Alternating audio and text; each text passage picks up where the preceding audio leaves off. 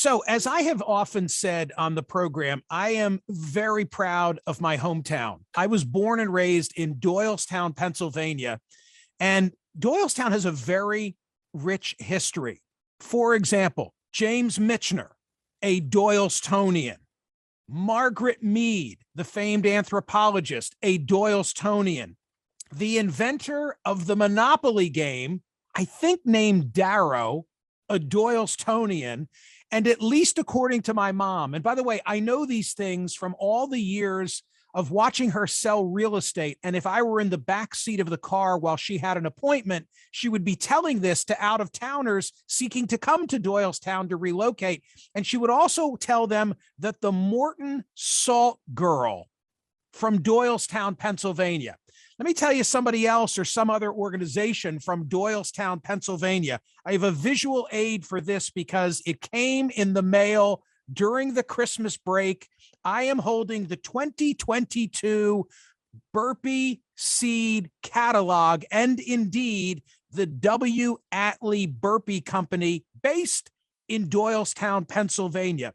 The chairman is George Ball. And I know George. I've had the privilege of being in his company. We enjoyed lunch at the outset of the pandemic. He's the chairman of the W. Atlee Burpee Company, the former president of the American Horticultural Society. And imagine my glee when on January the 3rd, I opened up the Wall Street Journal and I saw a headline that I would have read in any case. It said, COVID isolation sows a gardening boom. And then as I read on, I realized my friend George wrote this piece. Ladies and gentlemen, this is George Ball. He is the chair of Burpee Seeds. Hey, George, it's nice to see you. Nice to have you on my radio program. Yeah, thank you very much, Michael. It's nice to be here. Give us the short version of the history of Burpee Seeds. Well, Burpee Seeds, you could look at Burpee Seeds and plants that actually we sell plants about as much as we sell seeds now. Burpee Seeds and plants would be like the Microsoft of agriculture. What W. Atlee Burpee did was he discovered that latitude was a much more important factor in adaptation and adjustment of the plant's physiology. It has to do with evolution, but if we're on the latitude of North Africa here in Philadelphia.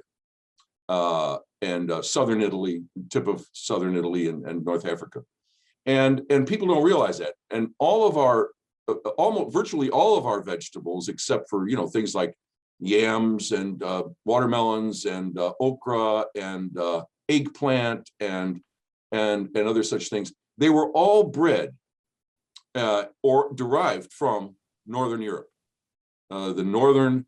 Western Europe and the UK and Scandinavia, a lot of things from Scandinavia, Denmark particularly. And so the plant breeding, first of all, you have to understand gardening and nature and all these things. Okay, there's nothing natural about gardening. It's actually the opposite of natural, because natural is in the woods and in the forests and in the meadows. It's wild plants. And wild plants are like wolves related to dogs. You wouldn't anymore bring a dog in your house, or excuse me, a wolf in your house, than you would a dog. Put him out in the woods and he'd last about 4 weeks or 5 weeks. You take a wolf and you put him in your house and they'll eat you. They'll eat you. And so it's the same way. It's called domestication, and breeding or selection is just the way you get plants to be domesticated, just like they selected from the wolves, the various subspecies that were created by domesticated wolves, meaning coming close to the fire and staying there. Then they would go, oh, well, there's a closer one, more confident. We're going to breed from him or her. And then the ones that were scared of the fire, they would let them go and not use their genes for, creating the dogs. And then from there, you got everything from the Chihuahua to the Saint Bernard. I mean, that's variation. Variation is the key to life. Life has to be variable. Like, for example, we're all different. Human beings are so different. And one of the things that's ironic is the COVID thing, which gave this really great boost to gardening, is a great example of a type of sort of environmental screen that shows us how different we all are. is because there's so many people that have a different reaction. So anyway, so the garden is really the beginning of civilization, because in a garden, you create your life that isn't hunter-gatherer life. The garden actually stabilized and created the stability of mankind, humankind. And then from there, civilization as we know it took place. And over the years, it's been that way. And that's why it's the first major event in the Bible and the last major event in the Bible, the Garden of Eden and the Garden of Revelations. It begins the Bible and ends the Bible. And in the Jewish religion, the ancient Hebrews, their first book of their heritage is called the Mishnah. And in the Mishnah, the first chapter is called Zerayim, and Zerayim is seed. And so they were very conscious, and they used it as a metaphor as well as a reality. They discussed how important seed was, and then they discussed how important seeds as beginnings of things. Like there's Zerayim urges the people to make sure that everything is all ducks in a row and everything is just so. Well, that's the opposite of nature. That's the opposite of nature. So even back in thousands of years before Christ, there were people that were saying, okay, if we're going to do this domestication thing, we've got to do it right. And that, in a way, domesticated us. It helped domesticate us. People can tell already that my friend George Ball is a very deep thinker. I am simply someone who buys his seeds and hopes that I put the carrots at a sufficient distance. By the way, George, well, I had a great gardening season last year, but all kidding aside, I put some of my Burpee carrot seeds too close together. This year, I'm going for the $4.95 handy seed sower, so I don't repeat that problem. But here's the bigger picture. The bigger picture is, I have a passion for gardening. When we were together 2 years ago, I told you I chronicle my small backyard garden via social media. And it's amazing how many people follow me and just want to chronicle my tomato plants. Really? In the Wall Street Journal, you wrote recently, the boom you hear isn't the launch of a billionaire's ego-powered rocket or the crash of cryptocurrency. Reverberating across the country is a revolution in American gardening.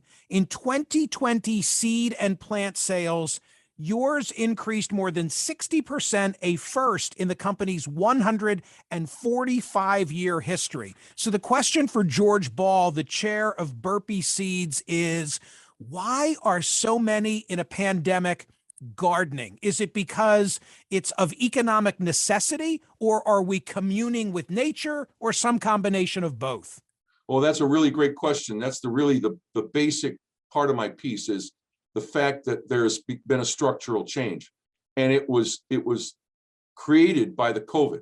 The COVID put everybody in their house. It was literally a lockdown, and that lockdown was no joke. You had to stay at home, and you didn't have any reason to go outside because there was nobody open. And the roads, it was weird. The roads were all, I have a friend, my godson is a biker out in California, and the bikers just went crazy. They went up and down 101, it was gallivanting, it was wonderful because there were no cars.